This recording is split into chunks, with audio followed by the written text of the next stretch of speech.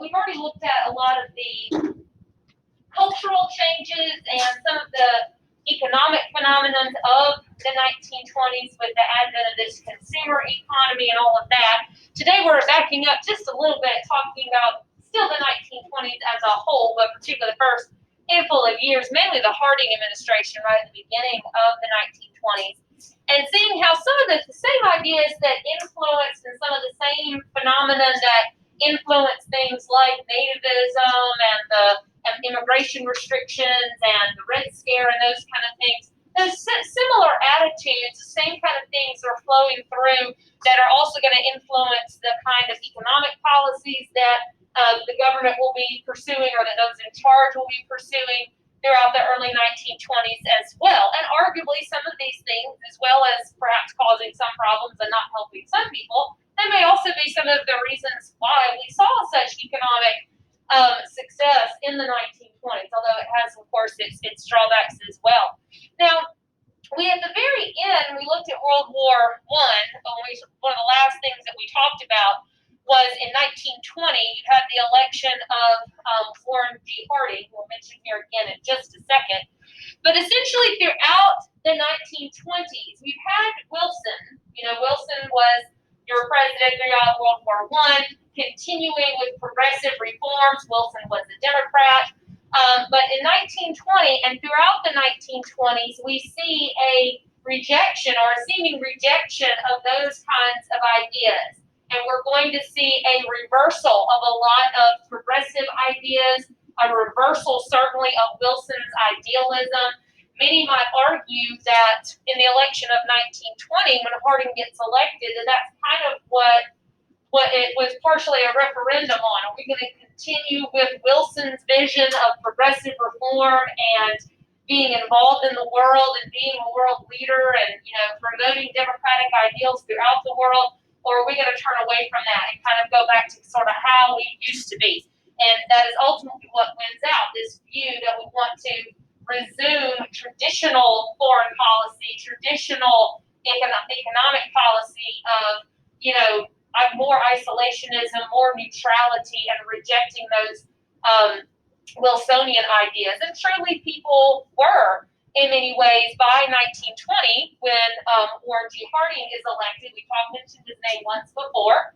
So remember, Harding, a Republican, was elected in 1920. And the 1920s, we see a string of Republican presidents. So Republicans have control of the presidency and of Congress throughout the 1920s, pretty much throughout the entire decade. And truly, people were, the public probably was very weary by 1920 of war, weary of Wilson's idealism, and began to see, or at least many people beginning to feel like an involvement in the war maybe had been a mistake, maybe not, but they certainly didn't want that to happen again. They certainly didn't want to get involved in those kind of things again. And, we talked about how Harding's election was seen as kind of that return to normalcy. Normalcy meaning, traditional foreign policy of being neutral, being the great neutral in the world, not being involved in Europe's business, that sort of thing. And that is certainly what Harding was running on. And he said that very clearly as he campaigned and after he was elected, that what the United States needed was not, revolutionary changes and stuff like progressivism might suggest, but the United States needed normalcy. The United States needed to restore things to more how they were prior to American involvement in World War I, that people want stability, we want order. So it is definitely a rejection of Wilson's idealism, of Wilson's belief that the United States needed to be involved in the world. People just kind of tired of those kind of things and wanting more stability as they saw it. So Harding is elected in 1920 with those goals in mind, and he goes about trying to pursue them.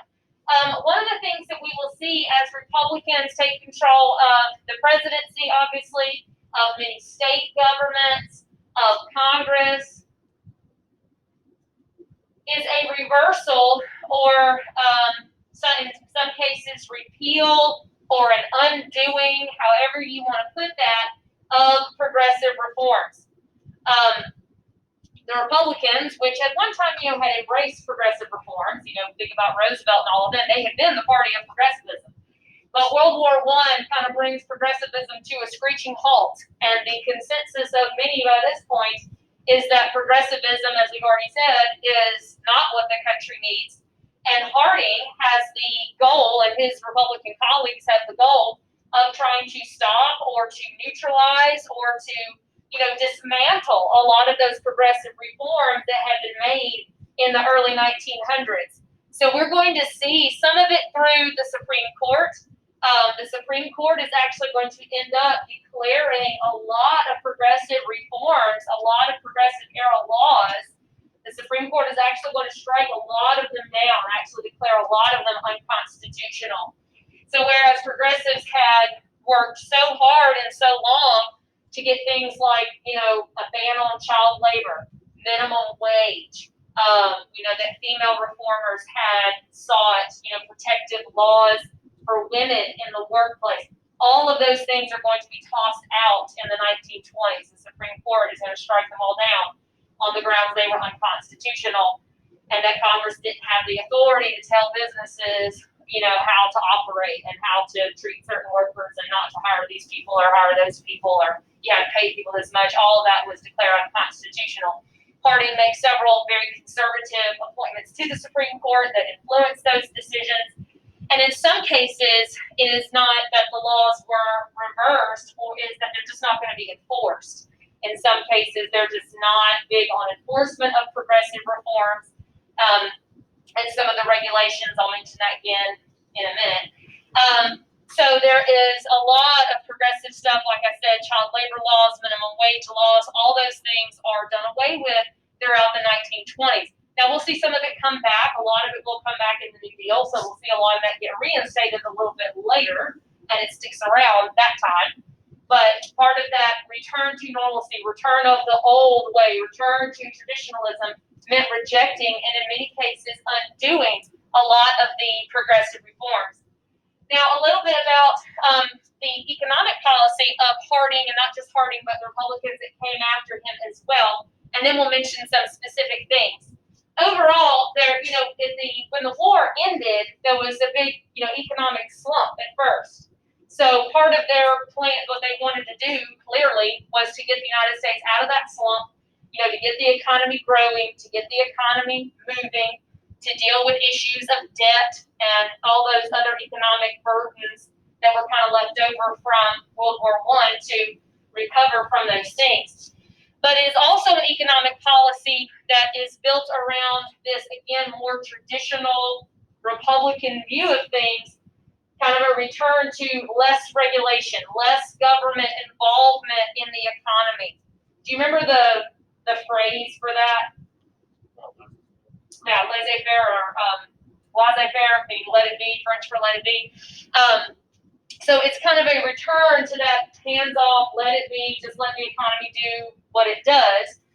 But in a way, it's also not, because these are also, Republican leaders that believe that the government should kind of help business. It shouldn't be totally hands-off, but that the government should take a very pro-business approach to the economy, that they should be enacting policies, economic policies, that are going to help business, that are going to help businesses to grow, that are going to help them profit, so like lower taxes on businesses and things like that, and things to discourage foreign competition, all that sort of stuff. So it's partly we're going to keep our hands off and not regulate and let businesses kind of, do what they need to do, have free reign so they can grow and be successful. But at the same time, it's not really that either, because they're really actually quite active in helping businesses to do well. We'll see how in just a minute. Their economic policy included things such as, or ways they wanted to accomplish those goals of getting the United States out of that post-war slump of, encouraging economic growth. There was decreased spending after the war, so they did because there was a lot of, course, spending during the war to, produce supplies and produce all kinds of, munitions and things that they needed for the war. Obviously, they don't need that anymore once the war is over with. But there were other areas in which they, cut those wartime agencies. Most of those were meant to be temporary anyway. But other things to decrease spending. They already vetoed and they shot down like some proposals to give World War I veterans bonuses and such, saying that was going to cost too much money. So they were really tightening the belt on spending. But also not just saying we're not going to spend this and spend that, but there were efforts, and we're not looking at the specific laws here, but efforts to create a more balanced budget, to create a more specific, this is what we anticipate bringing in, this is what we're going to spend it on, to try to keep things balanced and reduce debt. That's now law that the government has, like the president submits a budget, Congress has to pass a budget every year, all that sort of stuff, but it wasn't at the time. But they or the Secretary of the Treasury at the time starts introducing that idea that there should be an attempt to balance the budget and decrease spending, or at least keep a closer watch on spending that way. It also includes tax cuts. That's a very pro-business type of policy to reduce taxes, particularly on the wealthy. There had been significant tax increases throughout World War I. In fact, there had been taxes on, they called it excessive wealth taxes or something, like if you made a certain amount of money or more, you got taxed a really heavy amount of that. So they reduced a lot of that. The idea being that if wealthier people they got tax cuts, then the benefits that they reaped from those tax cuts would eventually trickle down to lower classes or people of lower socioeconomic status. So there are tax cuts mainly for wealthier people, and of course, an economic policy that is typically seen as very pro-business in most cases, or at least at this point, tariffs. Remember that during Wilson, we had seen tariffs reduced significantly, and they had continued to go down, particularly after the introduction of the income tax. But they are going to be risen. They're going to go higher. In the 1920s, you're going to see an increase in tariffs on lots of different imports. And once again, how the tariffs, what's the idea of how who would that help? Yes. Instead of people buying stuff from out of Right. So trying to discourage foreign competition, trying to help out American businesses so that the foreign imports that sometimes could be cheaper, that they will cost more, and it will allow American manufacturers to kind of have an upper hand in all of those things.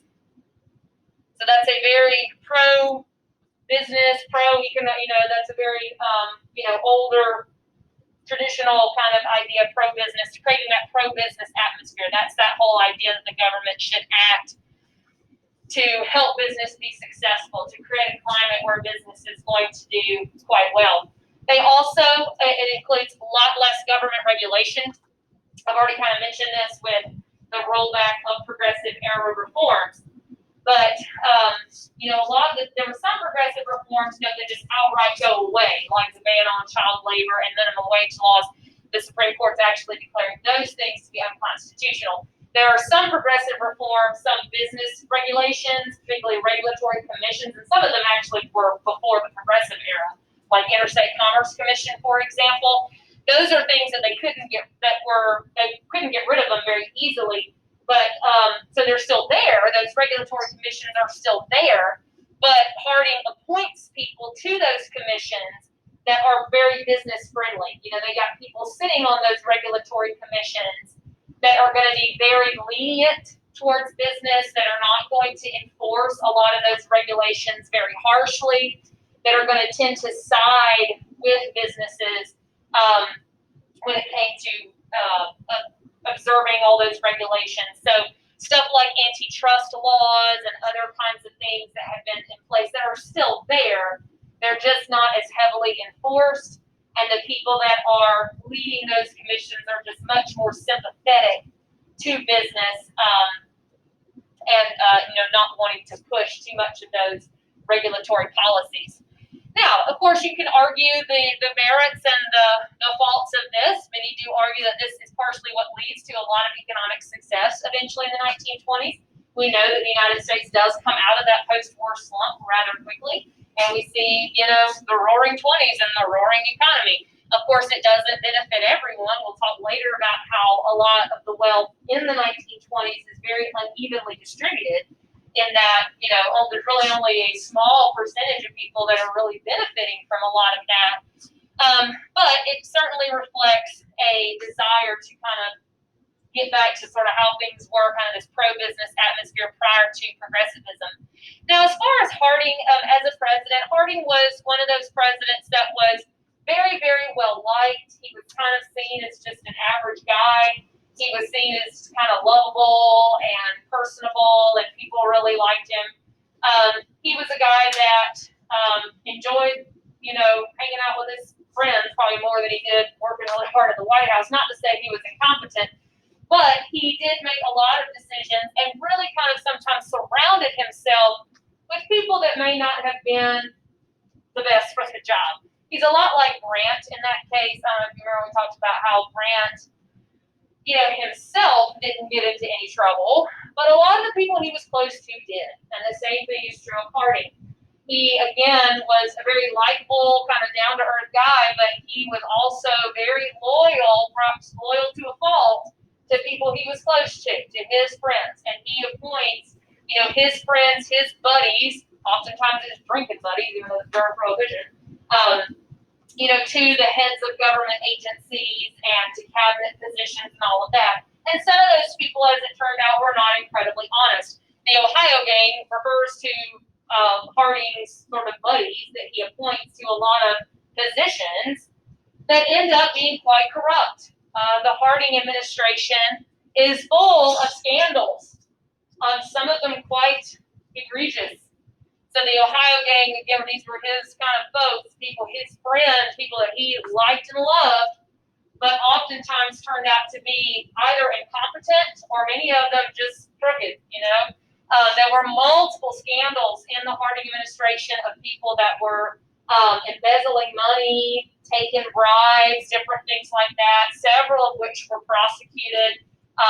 More than one that when all the stuff was discovered, they turned up dead. Some of them would kill themselves, things like that. This horrible stuff that's all in the newspapers.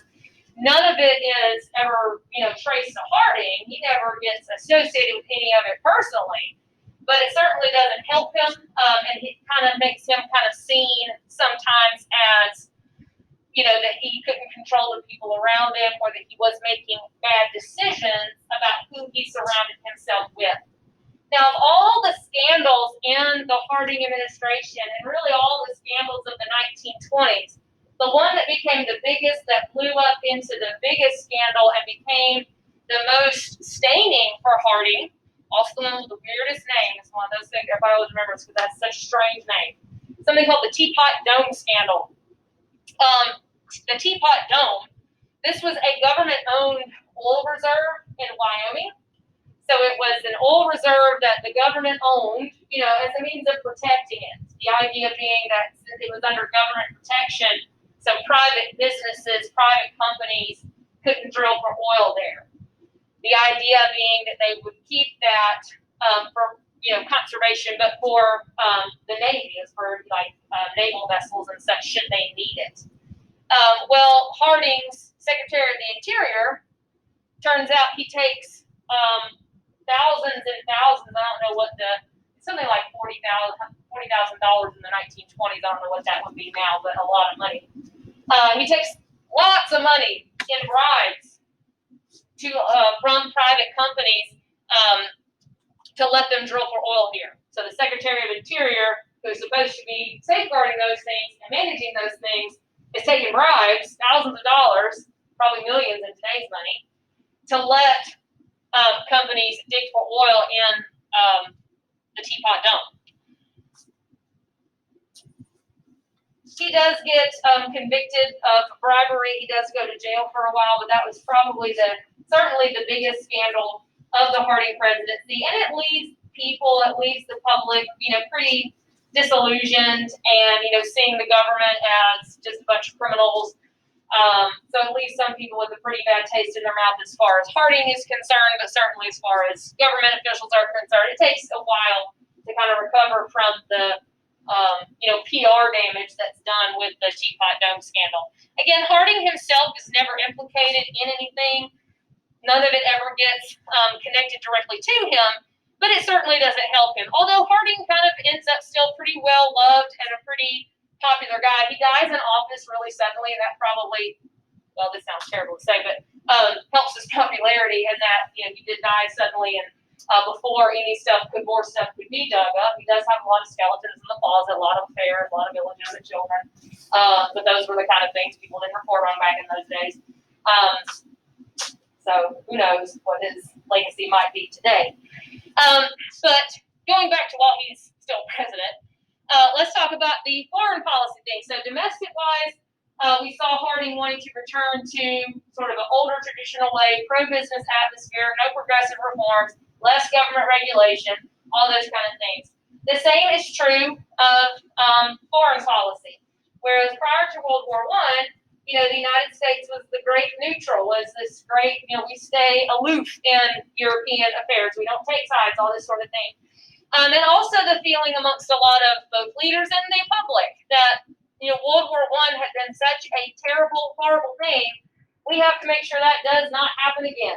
And so there are attempts throughout the 1920s to try to disarm, not just the United States, but, all over the world, to try to prevent another war from happening. So a lot of people blamed World War I on the extreme arming, the arms race, militarism, and saw that as probably the biggest problem. And so Harding calls together a conference called the Washington Disarmament Conference, which takes place throughout 1921, I'm wanting to say, in which several major nations were invited, or leaders from several major countries, Britain and France and Italy, several of the big ones, were invited to Washington, D.C. for several weeks to work out some agreements regarding disarming, regarding trying to reduce military size, reduce the kind of munitions everybody was making or keeping stockpiled, reduce the size of their navy. It's all about disarming, trying to lessen those things to prevent a future war from breaking out. Now, there are lots of specific treaties that they make at the Washington Disarmament Conference. I'm not going to go through all of them here. You need to read about them. They are in your book. But there are several big treaties that come from it. Overall, there is an agreement to reduce the size of their navies. Everybody kind of agrees that they'll reduce certain ships. They set up different ratios as far as how many ships to this many kind of ships. It all gets real technical, which is one of the reasons I'm not going over right here. Because it's really nitpicky kind of detailed stuff. But they're reducing the size of the kinds of ships they have and how many they have. But it varies from country to country. There's different ratios in place, like this country gets to keep this many, so forth and so on. But they're overall agreeing to do that. They agree, not to fortify a lot of their Pacific possessions. Because the thing is, the United States can say all the day long, we're going to return to isolationism, blah, blah, blah. But at this point, the United States really can't completely do that because there are economic interests overseas. There are territories like the Philippines to think about and stuff like that. So they can't just completely turn their back on it. But there are agreements here about not, building new naval bases in the Pacific, not arming or not fortifying any new naval bases or the Philippines and places like that, leaving each other's Pacific things, our Pacific possessions alone. Just different agreements to try to say, hey, we're going to sort of cool all this to make sure we don't fight again. The problem with the Washington Disarmament Conference and the problem with all of these agreements, there's no way to enforce it. How do you enforce it? There's no real teeth to it. It all turns out to be really little more than just countries pledging to do this or pledging to do that, but there's really no way to make sure it actually gets done. There's no authority here for anybody to, say you're not doing your job and what do you do? If the point was to go to war, not to go to war anymore. Are you going to go to war when people don't do this? It just raises some really weird questions. But there's just really no teeth to it. There's also a lot of loopholes in it. You know, I said that there were agreements about you can have this many of this kind of ship and this many of that kind of ship. There were some kind of ships, like the smaller ones, where there were no restrictions at all. There were some things that they did not touch on at the Washington Disarmament Conference. But it was the first attempt at any kind of disarmament there has ever been. So you could look at it as possibly a kind of an underlying foundation for talks like that might come later. And eventually, Japan was one of the countries that was present. They eventually withdraw from it in the 1930s. They just say, we're not going to do this anymore. But again, what are you going to do? There's no way to really enforce it or stop them from doing that. There's no penalty. And you also have some countries that weren't included in it to begin with. Countries like Germany were not there. The Soviet Union was not there. So they're not going to be bound to any kind of agreements that might have been made throughout the 1930s and early 1940s and such, because they weren't included in it to begin with. So it is an attempt at disarmament. There are, and there's certainly things to be said for the kind of agreements that are made. But at the same time, there's a lot of faults in it and a lot of holes in it and a lot of ways in which it turns out really to be quite flimsy. And it certainly isn't going to prevent a future war from happening. I think we all know that. Then there's this maybe it's too much for me to say, kind of ridiculous thing. Ridiculous in what they agreed to could possibly ever really happen, and the way in which it's done. The origin of this is just kind of crazy. In 1928, the United States and France lead this initiative, sometimes called the Kellogg-Briand Peace Pact, or sometimes called the Pact of Paris. It started out between the United States and France, but it's eventually signed by, I think, 62 other countries. It is essentially, in a nutshell, an agreement to outlaw war. You say we're not going to have war anymore. The war is illegal. Try enforcing that, for one thing. The other thing that's just kind of nuts is the backstory to this. It was really originally supposed to be just between the United States and France, because what France was actually trying to do was to get the United States to promise we'll never fight each other. So that way, if France ever started violating American neutrality or something like that, we wouldn't be able to retaliate for it, because we would have signed a promise that said, hey, we're not going to fight anymore. And the United States, Kellogg, the Secretary of State, I think, was so mad about that he kind of made it public and then got all these other countries in on it, so that France just had to be like, well, okay, fine, and it kind of turned into sort of a big joke. But there's, as you can see, there's no way to enforce this at all. It's pretty delusional. Wars of self-defense were still permitted, and that's sometimes open to interpretation. So it is very, very unique, certainly quite idealistic, but as you can guess, it is not going to actually outlaw any war, and it's tried to, but it's not going to stop any war from taking place. But this kind of showing that commitment to, we got to avoid these sort of conflicts. We don't want this happen again. But you can see the same kind of attitude running through other things that we talked about, nativism and restrictions on immigration. It's that same kind of thing. We want to stay out of self. We want to turn inward. We want to worry about ourselves and not move towards this, movement of globalization and things like that. A couple of other issues that the United States has a hand in or deals with involving foreign policy and diplomacy and all of that. Debt. There's a huge amount of debt that is owed from European countries to the United States. Remember that before the United States even got into the war, the United States was selling lots of supplies and ammunition and things like that to the Allies. They were giving out lots and lots of loans. So a lot of that stuff, now the United States is wanting the bill to be paid. But that was incredibly difficult for European countries. European countries were having difficulties paying back those debts. Germany's having extreme difficulty paying back those reparations. And you probably I know you talked about this in world history before, the economy of Europe simply, there was no way that it was going to recover as quickly as that of the United States. That's where the war had happened, and some of those places were just absolutely devastated. Germany was just on the verge of economic collapse. There was no way that they could make those kinds of payments. And so there were, there was hostility and tension between the United States and some of those countries when the United States is saying, pay up. And some of those countries are like, we can't right now, we just can't. and there was very little wiggle room on the part of the United States to provide any sort of assistance in that or forgiveness in that, and just kind of causes some tension. Furthermore, the tariffs that we mentioned a few minutes ago, that's not helping this situation either. Because if there's tariffs on imported goods, what does that mean for a lot of European countries? Yeah, they can't sell their stuff to the United States, which means they don't get money and they can't pay debt. So the United States policy is hurting this as well. So it's not just a, hey, give us more time. It's quit slapping tariffs on all of our stuff so we can actually just have some money to pay you with.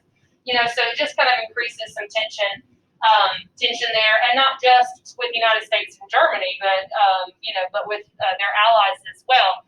Eventually, the United States does assist in trying to alleviate some of this problem while still trying to get paid with the implementation of what was called the Dawes Plan. This specifically had to do with Germany, which was, as I said, just economically devastated after the war. Inflation was crazy. It's just an absolute mess. The Dawes Plan tried to provide a more realistic payment schedule for Germany, tried to kind of cut them a little slack, still saying they have to pay those war reparations, which, were billions of dollars that they owe, but trying to give them, smaller payments, more time, those kind of things, and provide them with loans, which is kind of counterproductive, in a way. It kind of fixes things in the short run, but if they get loans from the United States to pay the United States, what does that essentially do? Yeah, it just kind of continues the cycle, doesn't it? Which it does. So it's sort of a temporary fix, but certainly probably makes it worse in the long run. So all of this just, again, it sparks a lot of ill will and just some bad feelings amongst everyone. It makes the United States look kind of selfish, because war wasn't fought here. So, and that was one of the points that a lot of, Britain and France and the others were trying to say. It's like, look, we'd already been fighting this thing for years by the time you got in on it, and so you need to be more forgiving. But ultimately, that did not happen. So again, the economy is growing, and it's quite successful, maybe partly because of those policies. But we also know that these attempts at disarmament, at forever peace, no more war ever again, it'll never happen again. We know that that's not going to happen, and largely because of the economic, or partly because of the economic troubles that were caused by the First World War and all of that as well. So we'll be seeing some of these things come back in a little while. All right, so next we'll be looking at early next week. So we have some weird things going on this week. The end of these roaring 20s, how that all comes crashing down almost literally. Any questions on all of that?